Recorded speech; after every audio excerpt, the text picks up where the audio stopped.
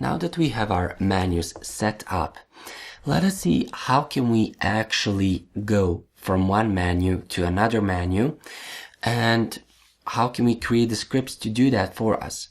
So in my scripts folder here, I have created game controllers folder. Inside of it, I've created 3 C# scripts: main menu controller, options controller, and high score controller. And each of these is going to control that specific menu.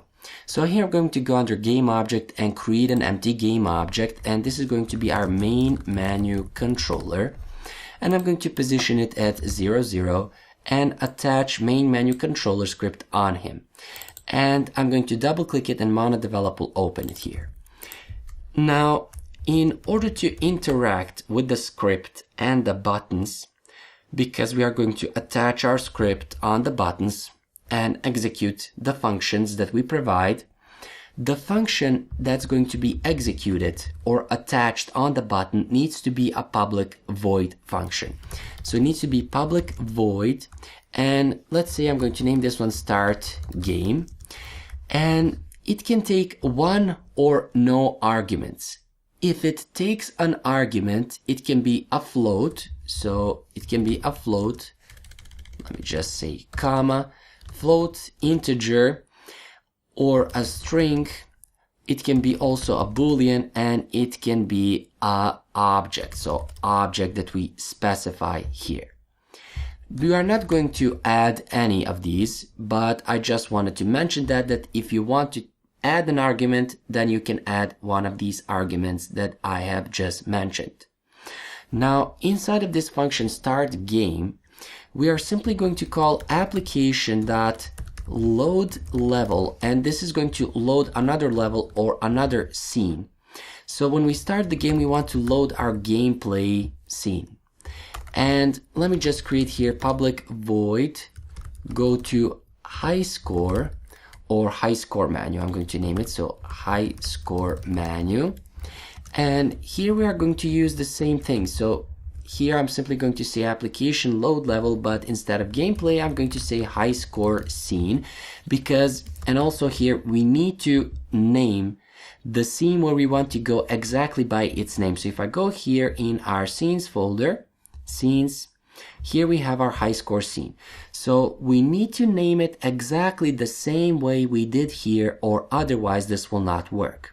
So we are also going to have our options. So let me just say here void options menu, and here we are going to load options scene. So options scene. Again, I'm emphasizing that we need to simply add the same name or pass the same name of the scene that we have here, or otherwise this will not work. Now for our quit game button, so here I'm going to say public void quit game. We are simply going to say application.quit. So let me just save it here. So application.quit, but we cannot do this on our computer. We need to do it on a device, which we will do later on in the course, but I'm just putting that here. We are also going to have here public void music or change music state. I'm simply going to name it music button. So music button, which we are not going to program at the moment. We will do that a little bit later. Now here we have our gameplay, high score, and options scene. So if I go back here, in order for these functions to be executed, let's say I take our start game button. Now, in order for this function to be executed here, we need to specify it on the start game button. And we do that by scrolling here. So first select the button, and here in the inspector panel, scroll down. Here we have this on click, and we see that it says list is empty.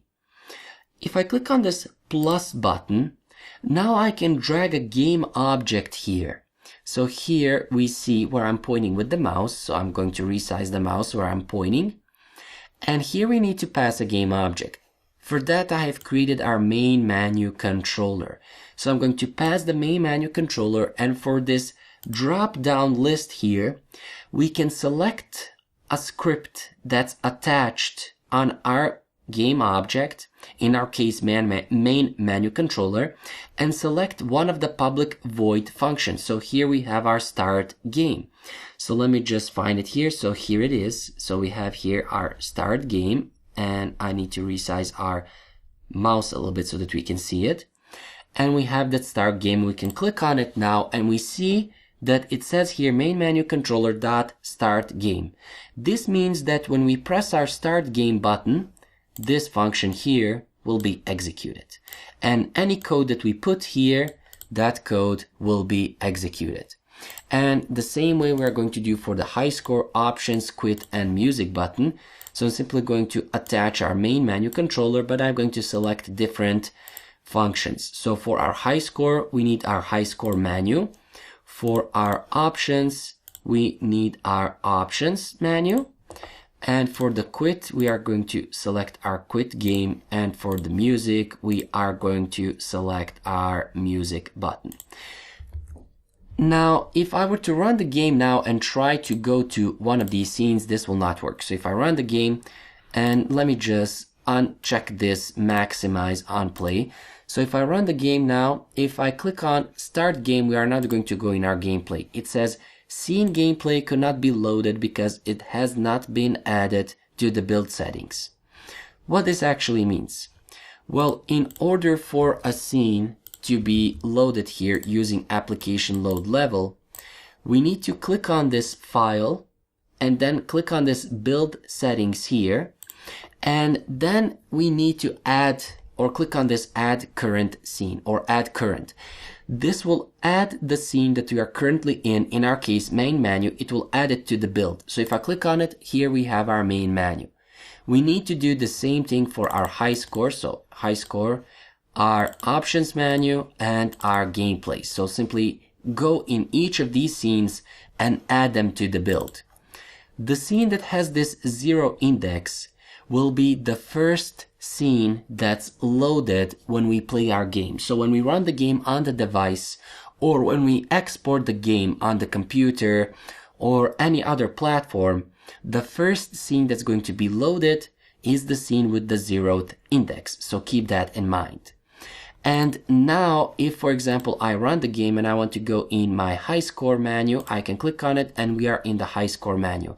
We cannot go back because we did not create that option yet. So let us go in our high score menu, create an empty game object, which I'm going to name high score controller, position him at 0, 0, and I am going to go in my scripts and game managers or game controllers, attach the high score controller, double click on it, and here let me just filter a little bit, or let me just make a little bit space. So simply holding enter. And here I'm simply going to, well, say public void go back. So go back to main, so main menu. And here, let me just say application load level, and I'm going to pass here main menu as the level that I want to load. And we can go back here and attach this now on this back button. So back button, attach high score controller function. And we're going to select go back to main menu, and now we can go back to our main menu. We are going to program our high score a little bit later when we program our game preferences script that's going to save our high score, so on and so forth, which you will see a little bit later. And we also need to do the same thing for our options. So here I'm going to go and create empty, and here I'm going to name this one options controller, set the position at 0, 0. And I'm going to attach, click on this add component and filter for the options controller, and double click it, and MonoDevelop will open it here. And let me just tag the script and give a little bit space, which I'm used to do so that we can see what we are typing here. And we are going to use the same function that we are using here in order to go back to our main menu. So let me just select our back button. So under canvas, select our back button, which is here. Let me just move it down here to be the last button. Click on the plus sign, attach the options controller, and select go back to main menu. We are going to program our easy, medium, and hard button a little bit later when we create our game preferences, which we will see a little bit later, as I said. So now I can go in my main menu and I can navigate. So I can go in the options menu, and let me just see what I did wrong for it. So in our main menu, we are going to load options scene. Let me just go here. I named it options menu, not options scene. So here we need to say, and we saw the importance of naming, passing here the exact name of the scene that we want to load. So options menu. And now I will need to rerun the game. So rerun the game, and now if I go into my options menu, we see that we are in the options menu. We can go back to our main menu, and each time we go back to our main menu, we see our animation playing. So if I go back now again, we see the animation playing, which is, well, a nice feature. So you can also animate our high score or our options menu the same way we did with our main menu. And we can go here and start the game and play the game in our gameplay scene. So practically we are done setting up our menus. We still have a lot to program, for example, the music, the difficulty, but as I said and mentioned already a couple of times, we will program that when we create our game preferences, which we will do a little bit later. Next, let us see how can we create the UI for our player, that is UI representing the score, coin score, so on and so forth, and then program those features.